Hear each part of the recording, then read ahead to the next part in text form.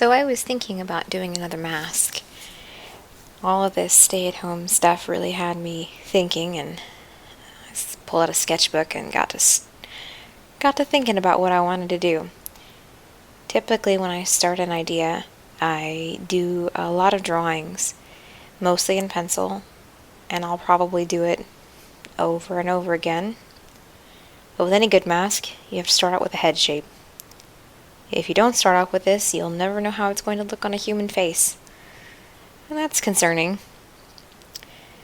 So for this, I knew I kind of wanted to go with something rodent, and I decided to start with a profile. It's easy, and make sure you have your eye holes. And you can see here I'm just really roughly laying in the shapes and the thought about what this needs to be. So a rodent is typically known by its long, kind of flattish nose, but you don't want it to be just a flat piece on the head. And to make it look more rodent-like, the nose needs to be kind of narrow and fun, and I was even playing with the idea here of putting a kerchief on underneath it to cover the rest of my face. And then, of course, design takes over, and then you got to go back into, actually make it look like it's supposed to.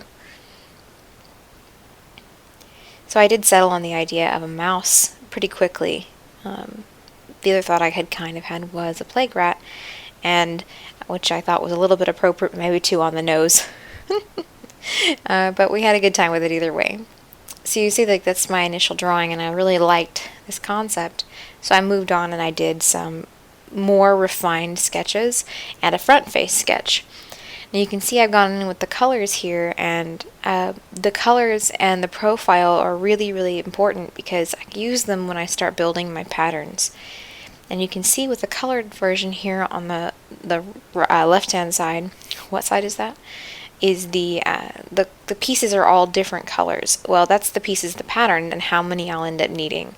So an ear, a forehead, an eye, a side piece, a nose, and a top. And then I can imitate and mirror that. Anytime that I go in and do my patterning, I use cardboard as a base.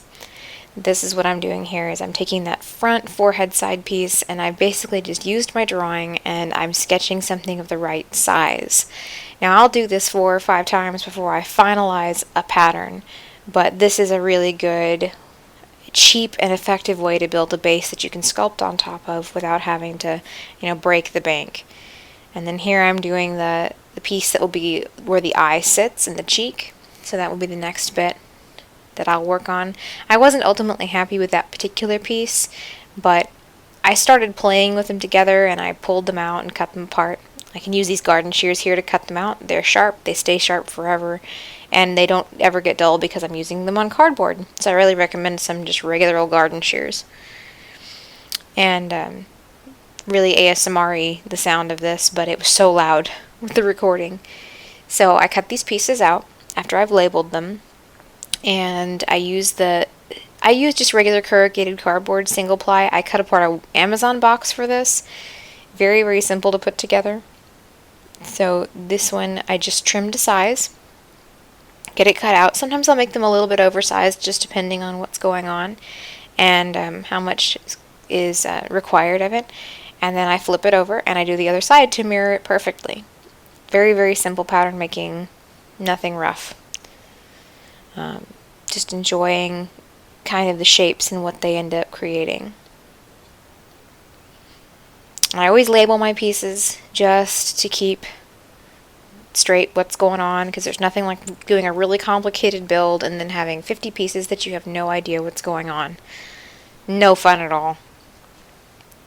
So as you're putting your mask together, it really helps to have a color coordinated and then labeled pieces. I really recommend doing that if you want to try this out. And you can see how easy these shears just go right through this cardboard. And normally if I had another pair of scissors, my hand would be dead by the time I'm done. And that's not fun. No one needs a dead hand.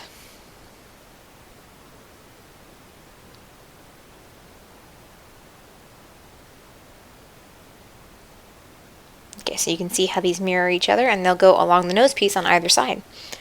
These will be great.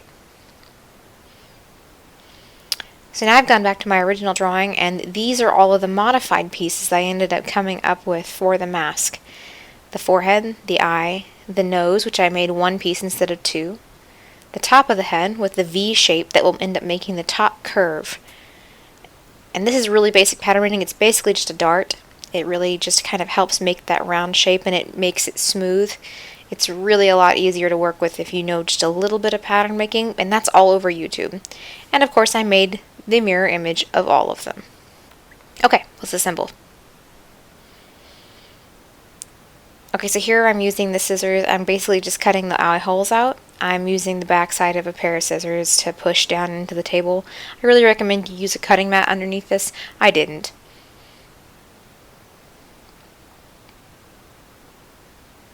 So here I'm not even pulling the whole piece of cardboard out, I'm just breaking the back side out, and then I'll punch it through with my scissors and actually cut them. And at one point I think I even punch the hole with my fingers. And it doesn't matter that I tore a little bit of the backing of the cardboard off. It's just going to be a base anyway.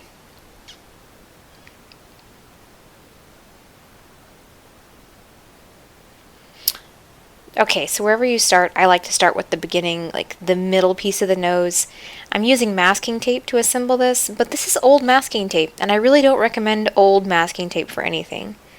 What you can see me doing here with all this bending is actually called breaking.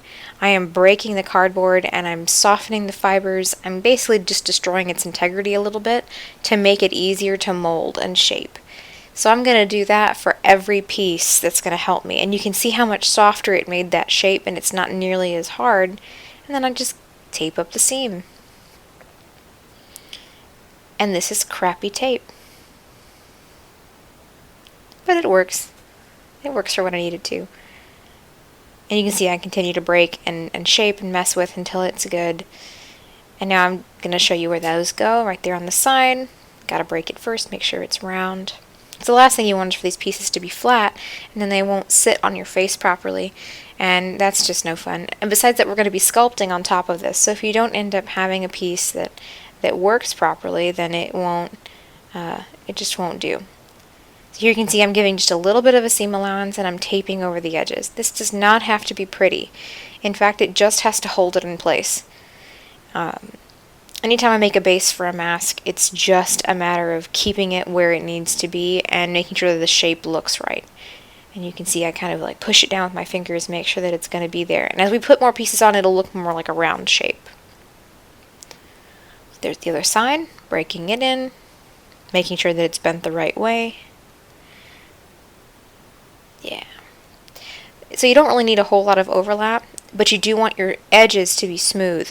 So what I did there with my finger was to show you how the lines are all connected so they make a smooth arc. And you want to hold those pieces in as you tape them so that they stay in place. Not that you can't fix it with the clay later, but you know, it's easier to have a base that's proper and you have an edge you don't have to worry about too much. Now I'm reinforcing the back just a little bit to give it a little extra sticking power. So the face pieces are really the hardest because that round is the most important. It's going to be what really sells it. It's going to be what you look through. You want to make sure that it's right and that they're even, because if they're not even, people are going to know. So we break the piece in, make that cardboard nice and smushy. And here I'm going to clean up the eye hole just a little bit because it's a little bit messy. So this is a little bit tedious because the round has to fit perfectly into that piece and you want those lines to be smooth, just like I'm showing you there. The hardest part of this is getting that round and that allowance of seam to be the same all the way across. You could draw them in, which would be really, really smart. I eyeball everything because that's just how I am. And look at how bad this tape is still. Like really, I do recommend going and getting a fresh thing of masking tape. I don't know how long I've had that roll.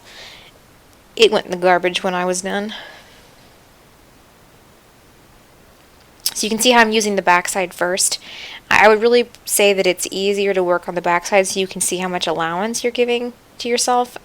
And that way you know exactly where it's at. So you can see I'm kind of breaking in the top edge a little bit. I wanted it to be even rounder, so I'm really pressing in that seam.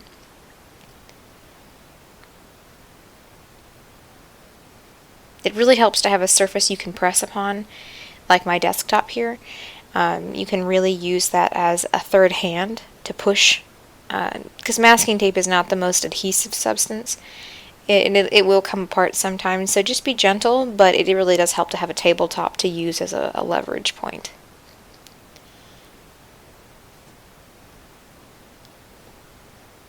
One of my favorite things about using cardboard is that it's recyclable and it's fairly readily easy to get. You can pass by shops in your town or even just by dumpsters and find boxes that have been broken down that are left around, and you're not hurting anybody to take a box home. I really feel like cardboard is wasted as an art medium because, let's face it, it's everywhere, it's cheap, it can be broken down and biodegraded. Now here I'm just reinforcing the top a little bit, giving that nose something to hold on to. And now I'm going to go in and cover that seam because I want it to be nice and stiff.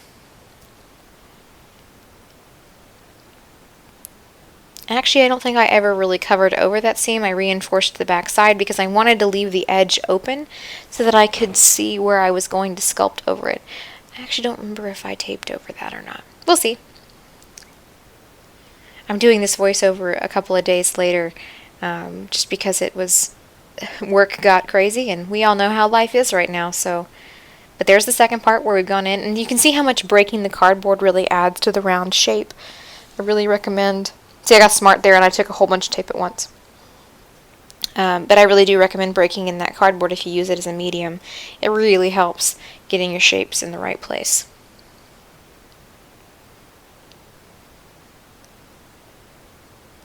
So here we go with the second side. There we go. See, now I'm having a little bit of issue taping it in place. You're going to see me adjust it because the eyes aren't going to be even. Watch me turn it over here and look. Yeah, see, they're not even. You want them to be as even as possible. And so I'm fussing with it with my fingers and I'm holding it in place. See, I just took it off. And now I'm going to flip it back over and look again. See, now they're even. There we go. Okay, so now you can tape it into place. If you do this whole thing and get it all together and you flip it over and you find that those eye holes are wrong, you will be sad. And unfortunately, you can't fix that with clay unless you fill in the eye with another piece of cardboard and then just make a mark as to where they need to be, which you can do. But I like to give a lip on the inside of my eye sculptures, which I will be showing you in the next video. I'm going to give it some reinforcement because the tape is kind of weak. So there's the base of the mask. Alright, so now we're going to move on to the distinguishable parts, which is going to be like his little snoot. So we're breaking in that, really just going through every aspect of the cardboard and busting it up. You're just tearing it down. Going to make it as round as possible. And I pulled some of the crap off the back. So you can see I'm kind of lining up that middle point, holding it in place.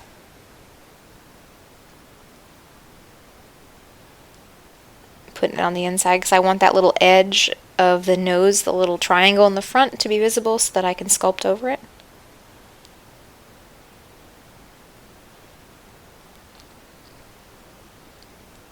So there's the other side, and you're really giving this enough space to be done, but you want to leave a little hole in the center right there. You can see where I've stuck my finger through it because we're going to put a little bit of an extra bit in for that nose to give it a little bit more definition. And I'm going to do that right here. I'm actually going to make it for you. I just sketched a little triangle shape and I cut it out.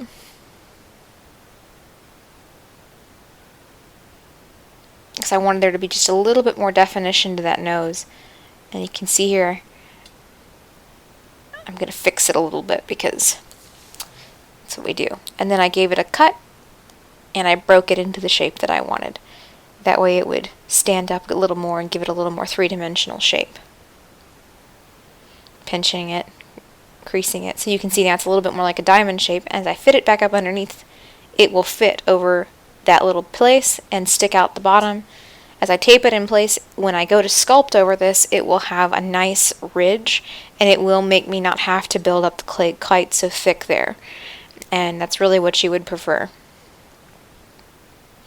So I added an extra piece that wasn't in my original diagram. I wanted the cheeks to be a little bit fuller, and it's going to give the mask a little bit more space, so I cut these little like rough areas that are going to go around the face, and we're going to tape those onto the sides. You probably won't see those on the finished mask, just because I'm going to sculpt over them, but I wanted that face to be a little bit whiter. It's just going to make it feel a little less, make the mask feel a little bit wider, a little less flimsy.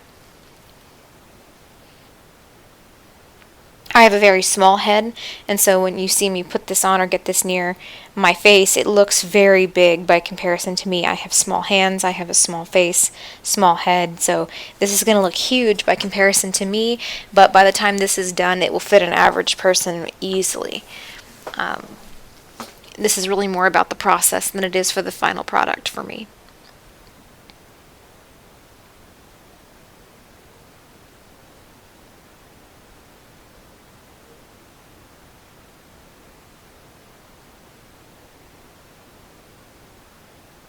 So there you can see I'm just basically tacking them in place, and there that is. Okay, so there is the whole mask as a base put together. Now I'm going to do one of the final and definitive pieces about this, which is the detail. And one very important detail about rodents of any kind, and we all know it, are the teeth. So we're going to cut a piece, just to shape a little bit, so then it'll fit right there. And see, what's funny is at this point, some of my people who were seeing this said that it looked like a rabbit, and they were absolutely right, because rabbits are also rodents. And if you wanted to stomp here and put long ears on this sucker, you'd have perfect rabbit face. But for this, we're going to do an ear, and I'm going to show you how I pattern it. Mice and rats typically have rounded ears, so we've got this nice round piece. To fit up against the side of the mask, it needs to be flat, and it's going to have to make a bend. Well, you have to have flanges too, which you're seeing me sketch in there, to attach to the mask's surface. So we make tabs. And on that side is the way it's going to bend. And on this side is the sides where the two sets of attachments will go, which will be wire. And then we cut it out. And I know that didn't seem like a whole lot of patterning process, but when you've broken things down into shapes, it makes it a lot easier to pull something that can be just adjusted a little bit, and it will work out really well. I've done a lot of drawing in my life, and this is kind of intuitive for me, but as long as you look at photographs and stuff, you can do this very easily. So you can see I make my fold, I fold the tabs, make sure that they can fold in both directions depending on how I like it. I'm going to pull off some tape ahead of time, because nothing worse than needing 2 extra hands when you only have 2. Couldn't even get that one off my finger. Just a little bit's alright.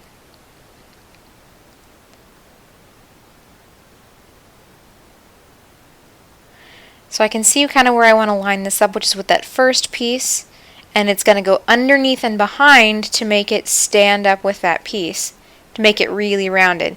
And you can see I'm playing with the placement to see how I like the ear, how I want it to look, and I'm pretty satisfied with that shape. In fact, I pull it up a little more, push it back, I fuss with it, and then I finally find a space that I like it. So I go ahead and tape the 2 flanges.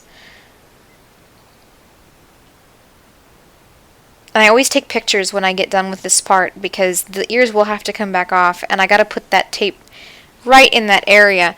So that's actually a really good reason to have extra flange pieces on the sides. It actually gave me a place to slip the tab, so that's a great way to do that ear. But now you can see it looks much more rodent, and this will be done in leather instead of done in paper or paper clay.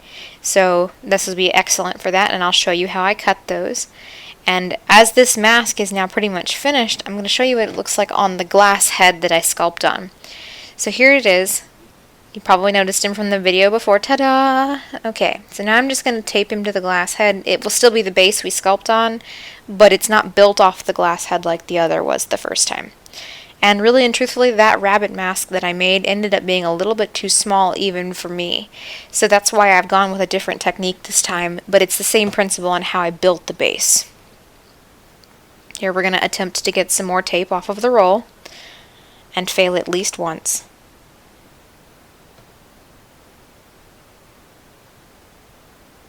And then succeed.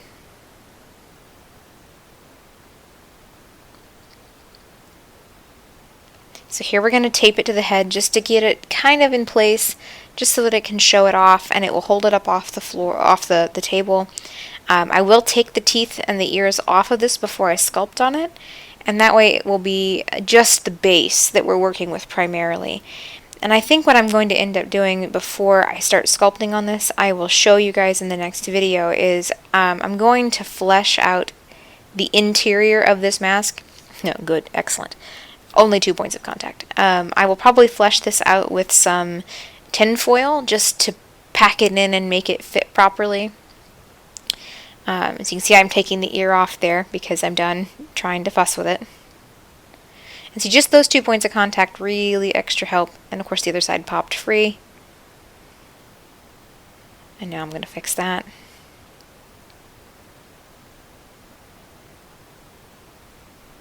So there, now it will be held on. And I'm going to take the teeth off too because I'll sculpt those separately and put them back on once it's done.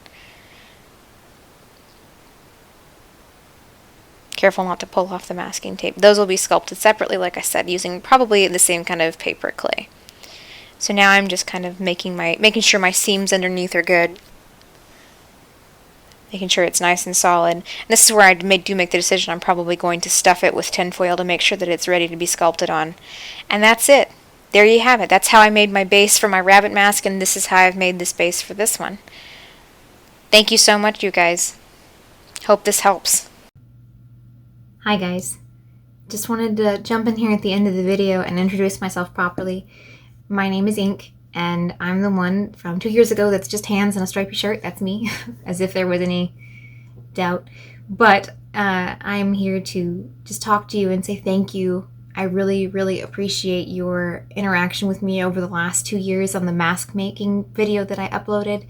I really appreciate the comments, the shares, the likes, and gosh, the critiques. I really appreciate it. I know that that first video was pretty rough, and I really wanted to do my best given that the circumstances what it is for right now. I just thought that doing another video and really putting more effort into it and trying my best was a great time for it.